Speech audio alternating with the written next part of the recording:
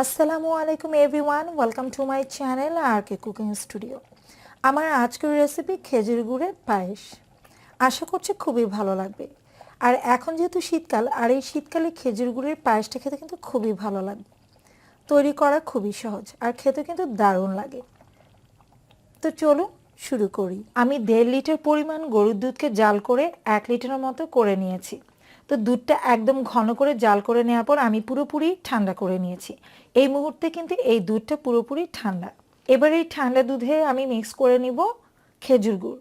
আমি 1 কাপ পরিমাণ খেজুর গুড় হাফ কাপ পানি দিয়ে চুলায় একটু জাল করে গলিয়ে নিয়েছি। আর এই খেজুর গুড়টাও কিন্তু একদম পুরোপুরি ঠান্ডা করে নিতে হবে।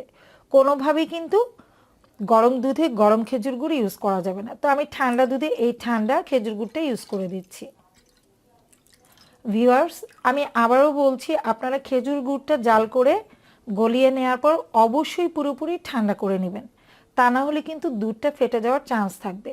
আর দুধটাও কিন্তু আমি পুরোপুরি ঠান্ডা করে নিয়েছি, আর গুড়টাও কিন্তু আমি পুরোপুরি ঠান্ডা করে নিয়েছি। তা না হলে কিন্তু দুধটা ফেটে যাওয়ার চান্স থাকতে পারে। তাই একদম পুরোপুরি ঠান্ডা করে কিন্তু খেজুর গুড়টা ইউজ করতে হবে। এবার আমি চুলার জাল ধরিয়ে দিচ্ছি। তো আপনারা হয়তো দেখতে পাচ্ছেন যে অনেকটা কিন্তু সরসর একটা ভাব আছে। যেহেতু আমি 1.5 লিটার দুধকে জাল করে নিয়েছিলাম, তাই বেশ অনেকটাই কিন্তু সর পড়েছে। আর এতে করে পায়েসটা খেতে কিন্তু বেশি ভালো লাগবে। এবার এই দুধে দিয়ে দিচ্ছি আমি স্বাদ মতো লবণ। মিষ্টি খাবারে কিছুটা লবণ দিলে খেতে কিন্তু ভালো লাগে। তা আপনারা যদি পছন্দ না করেন সেক্ষেত্রে স্কিপ করে যেতে। দিয়ে দিচ্ছি 2 মুঠ পরিমাণ কালো জিরা পোলাওর চাল। আমি 2 মুঠ পরিমাণ কালো জিরা পোলাওর চালটাকে 2 ঘন্টার জন্য ভিজিয়ে রেখেছিলাম।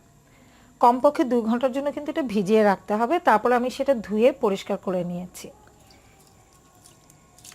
পর্যায়ে দিয়ে দিচ্ছি আমি 2 টুকরো তেজপাতা, 1 টুকরো দারচিনি, 2 টুকরো এলাচ।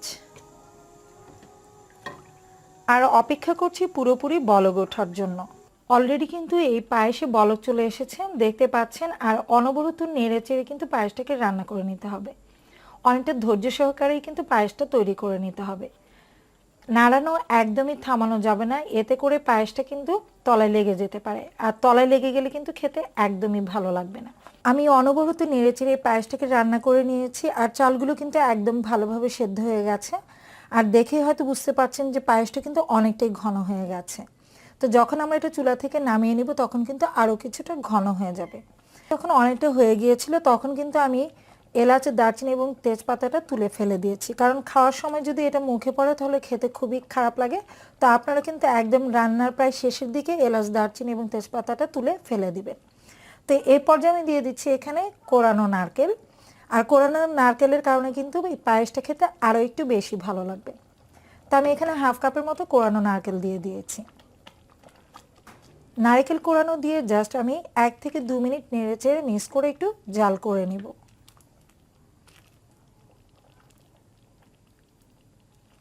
তো 1 থেকে 2 মিনিটের মতো আমি এটা জাল করে নিয়েছি আর পায়েসটা একদমই হয়ে গেছে।